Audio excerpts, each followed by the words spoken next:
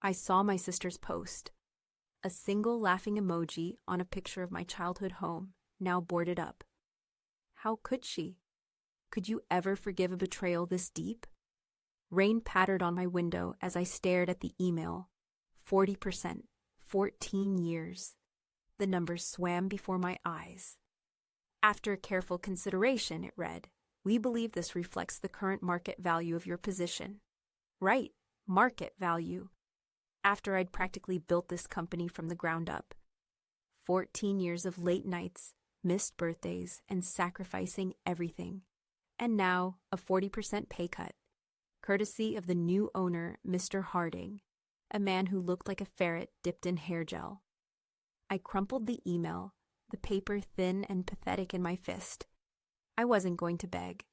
I wasn't going to justify my worth to someone who clearly didn't see it. "I decline," I typed, my fingers trembling. "And effective immediately, I am resigning." I hit send, a small defiant thrill coursing through me. This was just the beginning, though. Oh, they had no idea what was coming. Leaving that office felt surreal, like stepping out of a bad dream. The air was crisp, the city vibrant despite my turmoil. I pulled out my phone, scrolled through my contacts. All the years I'd spent cultivating relationships with clients, building trust, delivering results. They wouldn't want to stay with Harding. Not if they knew what he was really like. My first call was to David, my biggest client. "Emma, how are you?" he boomed, always cheerful. "David," I said, trying to keep my voice steady. "I have some news. I've left Sterling Corp." There was a pause. "Left? What happened?" I explained, carefully omitting the raw anger and hurt. They weren't valuing my contribution. I decided it was time for a change. "I'm sorry to hear that, Emma. You've always been fantastic. So, what are you planning to do?" That was the question, wasn't it? "I'm starting my own consulting firm, David. And I'd love to bring you along." I held my breath. "Well, that's interesting," he said slowly. "Let's talk." Setting up my company, finding office space, networking like crazy. It was exhausting, exhilarating, and terrifying all at once. I named it Phoenix Consulting because, let's face it, I felt like I was rising from the ashes. One evening, late as usual, I was working on a presentation when my phone buzzed. An unknown number. "Consider this a friendly warning, Emma. Some fires are best left unburned." My blood ran cold. Was this Harding, trying to intimidate me? I saved the number and immediately ran a search. Nothing. A burner phone, obviously. But the message. It shook me more than I wanted to admit. Was I biting off more than I could chew? Was this some kind of corporate warfare I wasn't prepared for? We hadn't been close lately, not since the whole boarding up the house incident. But I needed someone to talk to, someone who knew Harding, even if only peripherally. He had been a family friend before buying Sterling Corp. Chloe opened the door, her expression guarded. "Emma," she said, her voice flat. "What do you want?" "I need your advice," I said, pushing past her into the living room. It was impeccably clean, sterile almost. Nothing like the messy, vibrant house we'd grown up in. I explained about the pay cut, my resignation, the new company, and the anonymous threat. Chloe listened silently, her face unreadable. "And you think Harding is behind this?" "Who else would it be?" I said, exasperated. Chloe shrugged. "Maybe, maybe not. He's ruthless, I'll give you that. But he's not stupid. So what do you suggest I do?" "Drop it," she said bluntly. "Let it go. It's not worth the trouble." "Drop it? Chloe, he tried to cheat me out of 40% of my salary." "And you quit," she said, her voice rising. "You won. Just walk away." "That's not good enough," I shouted. "He needs to be held accountable." We stared at each other, the silence thick with unspoken resentments. Then Chloe sighed. "Look, Emma, I know you're angry, but sometimes the best revenge is success. Just focus on your company. Show him what you're made of." I wanted to believe her. I really did. But something felt off. Her advice seemed Too convenient. Too eager. Could she be protecting Harding? Was there something she wasn't telling me? Later that night, unable to sleep, I remembered Chloe mentioning Harding had invested heavily in some new AI security software. I started digging. Hours later, hidden deep in public records, I found a document linking Harding to a shell corporation registered in the Cayman Islands. The purpose? To avoid paying taxes on Sterling Corp's profits. My blood boiled. Not only was he trying to screw me over, he was cheating the system. He was impressed with my presentation, but hesitant. Sterling Corp is a big player, Emma. I'm not sure I want to burn that bridge. David, I said, leaning forward. I have some information that might change your mind. I showed him the documents I'd found about Harding's tax evasion scheme. His eyes widened. Where did you get this? It doesn't matter, I said. What matters is that Harding is a fraud. Do you really want to be associated with someone like that? David stared at the documents, his face grim. No, he said. No, I don't.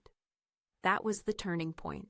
One by one, my former clients started jumping ship, lured by my expertise and repelled by Harding's increasingly shady reputation. Phoenix Consulting was booming. Harding, of course, didn't take it lying down.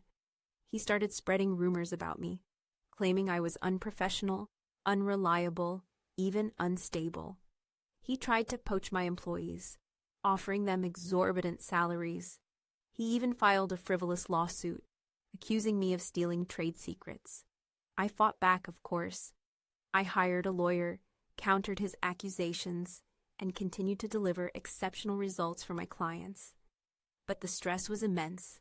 I was working around the clock, juggling legal battles, managing a growing company, and trying to stay one step ahead of Harding's dirty tricks. One day I received another anonymous message. This one was different. It wasn't a threat. It was a photograph. A picture of Chloe, meeting Harding at a secluded restaurant. They were laughing, talking intimately. My heart sank. Confronting Chloe was the hardest thing I'd ever done.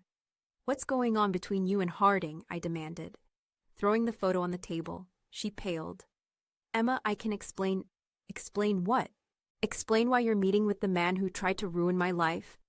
I was trying to help you, she cried. I was trying to convince him to back off. By having cozy dinners with him, I scoffed. I don't believe you. It's true, she insisted. He's been helping me with something. Something I can't tell you about. Helping you with what? What could possibly be more important than your own sister? She looked away, her eyes filled with shame. I can't tell you, she repeated. You wouldn't understand. I didn't understand. And I was starting to wonder if I ever truly knew my own sister. My lawyer called. He'd discovered something disturbing in Harding's financial records, something that went beyond tax evasion. He was involved in a complex scheme to defraud investors, funneling money into offshore accounts and leaving them with nothing. It was a Ponzi scheme, plain and simple. I had a choice to make. I could expose Harding, ruin his reputation, and send him to jail. It would be the ultimate revenge. But it would also mean dragging Chloe into the scandal. Whatever she was involved in with Harding, it was clear she was vulnerable, possibly even being manipulated. What would you do? Would you expose him, knowing it could hurt your sister? Or would you protect her, even if it meant letting him get away with his crimes? I spent days agonizing over the decision. I talked to my therapist, my friends, even David, my most trusted client. Everyone had a different opinion. Some said justice demanded Harding be punished. Others said family should always come first. I contacted the Securities and Exchange Commission and provided them with all the evidence I had on Harding's Ponzi scheme. But I omitted any information that would directly implicate Chloe. The SEC launched an investigation. Harding's scheme was exposed, his assets were frozen, and he was facing serious charges. Sterling Corp was in chaos, its reputation ruined. Chloe called me, sobbing. He used me, Emma, she cried. He promised me he would help me with my debts, and he said he needed me to keep an eye on you. I felt a pang of sympathy for her. She had been naive, manipulated, and ultimately betrayed. But she had also lied to me, kept secrets, and put her own interests ahead of our relationship. I know, I said softly. I know he used you. What are you going to do? She asked, her voice trembling. I'm going to let the SEC handle it, I said. They have enough evidence to convict Harding without involving you directly. Thank you, Emma, she whispered. Thank you. Harding was eventually convicted and sentenced to prison. Sterling Corp was liquidated, its assets seized to repay his victims. Phoenix Consulting continued to thrive, becoming a leading consulting firm in the industry. Chloe and I started rebuilding our relationship slowly and cautiously. It wasn't easy. The trust was broken, and it would take time to heal. But we were both willing to try. One evening, a year later, Chloe came to my office. She looked nervous, holding a small wrapped gift. I wanted to give you something, she said hesitantly, to say thank you for everything. I unwrapped the gift. It was a framed photograph, a picture of our childhood home, before the boards went up, before the secrets and the betrayals, before everything changed. I know it's not much, she said, but I wanted you to remember the good times, to remember who we used to be. I smiled, a genuine smile this time. It's perfect, I said. Thank you, Chloe. I realized that revenge, true revenge, wasn't about hurting someone else. It was about building something better for yourself. It was about rising above the negativity and creating a life filled with purpose and meaning. And sometimes it was about forgiving someone, even when they didn't deserve it. It's been 2 years since Harding went to prison. Phoenix Consulting is now worth over $1 million, with offices in 3 cities. My sister Chloe started volunteering at a local community center, helping people manage their finances, determined to make amends for her past mistakes. And me? I learned a valuable lesson about loyalty, trust, and the power of forgiveness. And sometimes, the greatest victory is choosing forgiveness over revenge. What would you have chosen? Write what you'd choose. Like and subscribe for more true stories. One afternoon, I was at a charity gala, a far cry from the days of scrambling for clients. I spotted someone familiar across the room, Harding's ex-wife, Eleanor. We hadn't spoken since his downfall. Eleanor looked thinner, her once impeccable designer dress slightly rumpled. She caught my eye and gave a hesitant nod. What would you have done? Pretend you didn't see her? Approach her? I walked over. Eleanor, I said softly, how are you? She gave a small, sad smile. Emma, I'm surviving. I'm sorry for everything that happened, I said. I know it must have been incredibly difficult. She sighed. It was. I lost everything. My reputation, my friends, my money. I understand, I said, even though I couldn't fully grasp the scale of her loss. Is there anything I can do to help? She hesitated, then looked at me with pleading eyes. There is one thing, she said. Harding hid some assets before he was arrested. Money that belongs to the victims of his scheme. I know where it is. My heart skipped a beat. Where? It's complicated, she said. He used a cryptocurrency wallet, secured with a multi-signature system. I only know one of the key phrases. Could I trust her? After everything Harding had done, could I trust his ex-wife to help me recover the stolen funds? It was a risk, but I felt I owed it to the victims to try. Tell me everything, I said. Securing that wallet felt like something out of a spy movie. Eleanor and I worked in secret, coordinating with cybersecurity experts. Harding had cleverly masked the transactions, but we followed the digital trail, piece by piece. The problem, we needed 2 more key phrases. Eleanor thought Harding might have entrusted them to his lawyer or perhaps a close business associate. Back to digging. Then, a strange message appeared on my company's social media. A seemingly innocuous comment on a post about corporate ethics. The truth lies where the phoenix rises. My blood ran cold. That was an old inside joke between Harding and me, from back when we were colleagues. How could anyone else know that? I racked my brain, trying to think who could have access to that information. My former employees? Competitors? Was someone trying to frame me? As if that message wasn't cryptic enough, a few days later, an old classmate I hadn't spoken to in years reached out. "Emma, I found something of yours. An old notebook. Do you want it back?" It was odd. I didn't remember losing any notebooks. And why would she contact me after? She handed me a worn leather-bound book. It looked vaguely familiar, but I couldn't place it. "I found it while cleaning out my attic," she said. "I thought it might be important." I opened the notebook. The first few pages were filled with my teenage scribbles, song lyrics, and bad poetry. But then, something caught my eye. A drawing, a detailed sketch of a building I recognized instantly. The Sterling Corp headquarters. And underneath the drawing, a single word. Phoenix. It was my old code name for the project that launched my career. The same project Harding ultimately stole from me. What would you make of it? Coincidence? Or something more sinister? Later that night, poring over the notebook, I discovered a hidden compartment. Inside was a small flash drive. I plugged it into my computer. It contained a single file, a video. It was Harding, looking directly into the camera, speaking in a low, menacing voice. "If you're watching this, Emma, it means I'm gone, but don't think you've won. I left you a little surprise, something that will destroy everything you've built." The video ended abruptly. My heart pounded in my chest. What surprise? What could he possibly have done to sabotage me from beyond the grave? I started frantically searching my computer, my phone, my company's servers. I found nothing. But the seed of doubt had been planted. I couldn't shake the feeling that I was being watched, that Harding was still controlling my life, even from prison. Could this be psychological warfare? My company started experiencing strange technical glitches.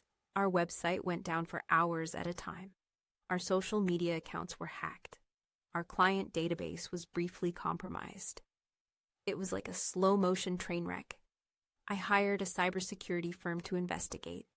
They found traces of sophisticated malware designed to cripple our systems. But they couldn't identify the source. The attacks were coming from everywhere and nowhere at once. I felt like I was trapped in a digital maze, with Harding lurking around every corner. And then another message arrived. This time, it wasn't anonymous. It was from my mother. "Emma, I need to talk to you. It's about your father." My father? He had passed away years ago. What could he possibly have to do with Harding's revenge plot? I met my mother at our favorite coffee shop. She looked pale and distraught. "Your father wasn't who you thought he was, Emma," she said, her voice trembling. He had gambling debts. A lot of them. My stomach churned. My father? A gambler? It was impossible. He was the most responsible, hard-working person I knew. "What does this have to do with Harding?" I asked, my voice barely a whisper. Harding paid off your father's debts," she said. "Years ago, in exchange for a favor." "What favor?" "He asked your father to steal some information from Sterling Corp. When you were working there." I stared at her, my mind reeling. My own father, a thief? And Harding, the puppet master behind it all? It was too much to process. My mother broke down, sobbing uncontrollably. I held her close, trying to make sense of the shattered pieces of my past.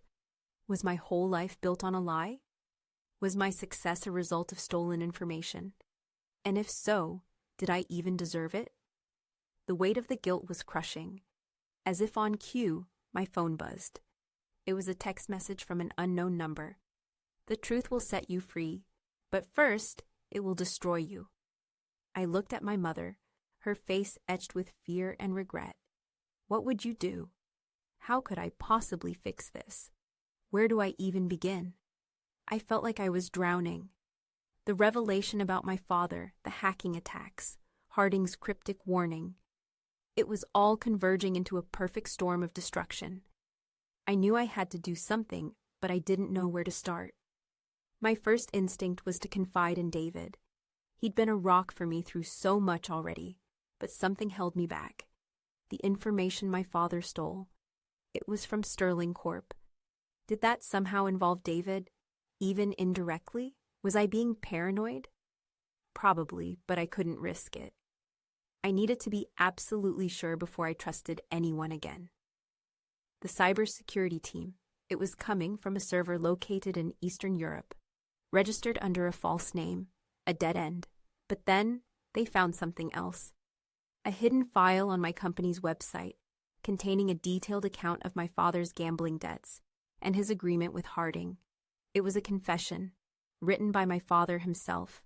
Harding had planted it there, waiting for the right moment to detonate it. He planned to expose me as a fraud, ruin my reputation, and destroy my company. And now he was about to succeed. I felt sick to my stomach.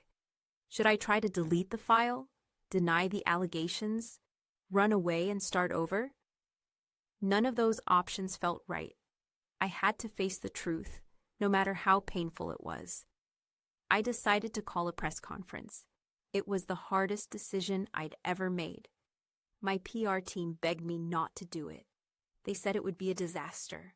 They were probably right. But I couldn't live with the lies any longer. The day of the press conference dawned gray and gloomy, mirroring my mood. The room was packed with reporters, their faces a mixture of curiosity and anticipation. I stepped up to the microphone, my hands trembling. "I have an announcement to make," I said, my voice barely above a whisper. "It's about my past, and about the foundation upon which I built my company." I took a deep breath and told them everything. About my father's gambling debts, his agreement with Harding, the stolen information. I showed them the file from my website, the confession written by my father. I answered their questions honestly, even the uncomfortable ones. I laid bare my soul, exposing my deepest fears and insecurities. The reaction was immediate and intense. The news spread like wildfire across social media. Some people condemned me, calling me a fraud and a liar. Others praised me for my honesty and courage. It was a roller coaster of emotions. I felt exposed, vulnerable, and terrified. But I also felt a sense of relief. The truth was out. I no longer had to carry the weight of the lies. In the days that followed, my company faced a crisis. Clients canceled their contracts, employees resigned, and our stock price plummeted. It looked like Harding's plan was working. But then, something unexpected happened. People started to rally around me. Former clients who had initially left came back, expressing their support.